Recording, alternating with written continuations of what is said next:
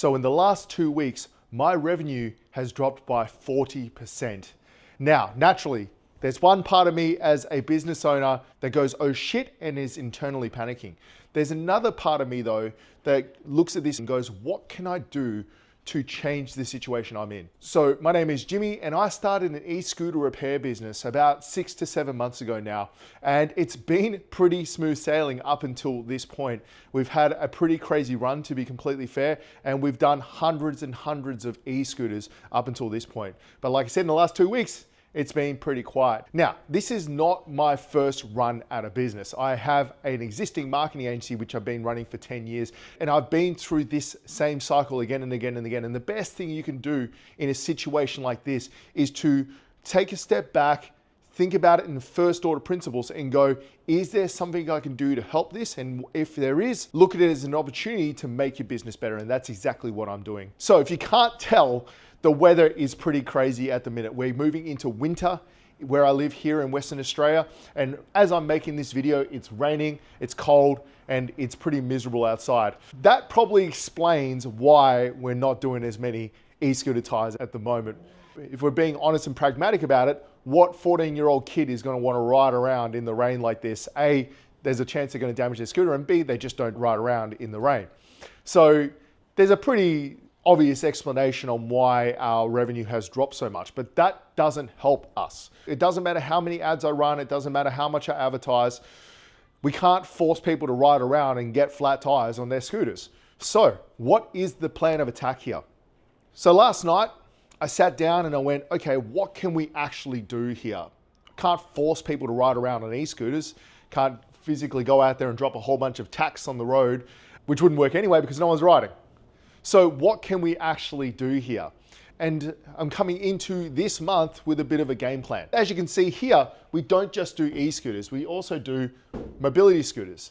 And I think that's where we are going to move to and explore harder for the next couple of months while winter is here. The thing is, I've been so busy with e-scooters that I haven't really done much with mobility scooters just yet.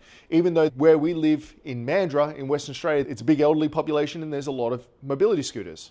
Now, the thing is with a mobility scooter, unlike an e-scooter, if it's their primary mode of transport, they have to ride it regardless of whether they want to or not. And that opens up a few opportunities for us. So the first opportunity is obviously advertising a little bit more for mobility scooters. Right now, I do no advertising for it. I do the occasional one. E-scooters, I can do pretty much any e-scooter brand as it sits. Mobility scooters, I'm still learning my way around them. I can fix about 80% of the problems on them. But that presents an opportunity. The thing is, I could sit here and be upset that it's raining and it's miserable and it's winter and why aren't people coming to me get their e-scooters repaired? Or I can take the bull by the horns and go, hey, where there's a problem, there's always a solution. And I think mobility scooters are that solution. So let me walk you through what I want to do as a plan. And as always, leave in the comments if you think there's a better plan or there's something else I could be doing on top of this, because I'm growing this in public. I've been very honest and transparent. I also made this video in part to show you it's not all up and to the right, that we are having lulls like any other business. So plan of attack. The first thing I'm going to do is go and make a whole bunch of flyers. I've got business cards already, but I'm going to make a whole bunch of flyers and I'm going to go hit the pavement at retirement villages. I'm going to go and email these nursing homes and go and walk through some of these retirement villages and do a mail drop. Obviously the ones I'm able to go into. Obviously a nursing home, I can't just stroll in there, but there's a lot of over 55 retirement villages here that I could just walk through and drop mailers into. That's my first step, because I think everyone knows that I do e-scooters, but very few people know I do mobility scooters. The thing is, there is a lot of big guys in town that do mobility scooters, but they only work with the brands that they sell. So there's a whole bunch of people that have got secondhand mobility scooters, or maybe it's an obscure brand that none of the big boys in town want to deal with. Plus, I'm completely mobile as well, which allows me to help someone that's stuck and can't actually get their mobility scooter to me. So that's the first thing I'm going to do. The second thing I'm going to do, which I thought was actually a really good idea, came from a previous comment in a video who suggested that what I should be offering for mobility scooters is detailing. I thought, what a fantastic idea, especially this time of year. The mobility scooters are getting dirty because the roads are a little bit wet. And if you need a mobility scooter, you're probably not in a position to actually do the detailing yourself, keeping it clean. A lot of these people are bringing them into their house. So something I'm going to explore and something I'm going to offer is detailing of mobility scooters. I actually think that could be a really good recurring revenue stream as well, because once people realize you can do it, it's not that hard to do, and it provides genuine value, and it's something that someone might get done 3 or 4 times a year. Because the biggest problem with the e-scooter repairs is that there's no real recurring revenue. As much as we have a couple of people doing services, they generally don't need a huge amount of servicing. I've started offering brake checks, and I've been telling people they need to get the brakes checked every 6 months, but the uptake on that has been quite low. It's mainly electrical issues and tires. That's what I mainly do with e-scooters. So to have mobile detailing for mobility scooters specifically could be a nice little money spinner, and winter is the perfect time to launch that because they're getting dirty. So that's the plan of attack for now. Logistics are, I'm going to take you along for the journey. I'm going to go and hit the pavement, so to speak, drop these off into mailboxes, run you through how I designed this flyer, because obviously I have a marketing background, I have a marketing agency. I'm going to run you through how I designed this flyer and why I have things the way I do on them.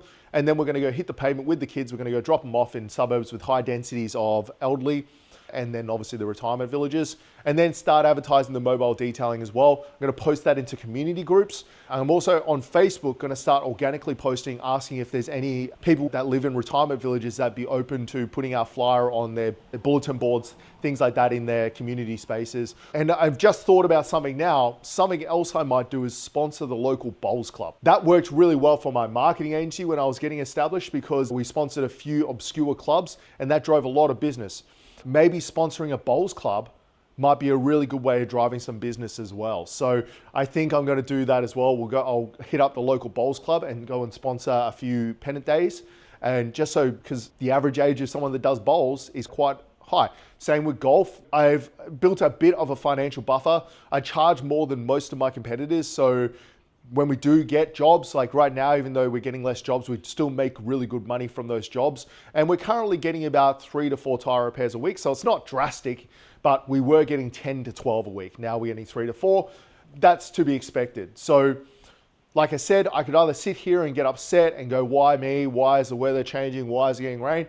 Or I could just put my thinking hat on and go, what can I do to diversify the income that's generated by my e-ride guy, and just roll up my sleeves and just knock walls down with my head and just bash through walls.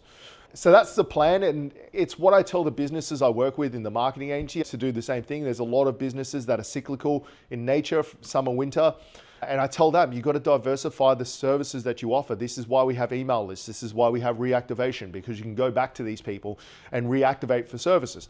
That's another thing I'm going to do. I'm going to go back through my list of people that I worked with and offer a break service. That's another thing I'm going to do. So there you go. That's in real time. I was just thinking about it then.